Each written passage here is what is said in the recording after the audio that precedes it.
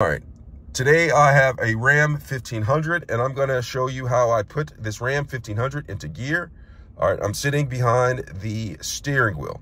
But before I get started, if you found my video helpful in any way, can you give me a thumbs up as well as subscribe to my channel? I'll appreciate it tremendously. All right, so I'm sitting in front of the steering wheel with the vehicle on. My foot is actually on the brake.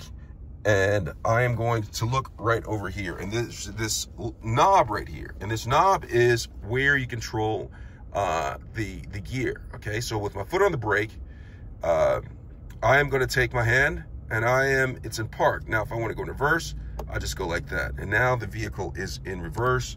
The lights come on, or the rear camera comes on, and if I want to put it in neutral, just take it, go back to neutral, and now it is on. And if I want to put it in drive, I go to drive just like that, okay? And now to put it back in park, my foot is on the brake during this entire time, okay? I'm gonna go back to park just like that. Now it's important that you read your owner's manual before you attempt this right here, so you know exactly how the manufacturer wants you to do it and not just my opinion, all right?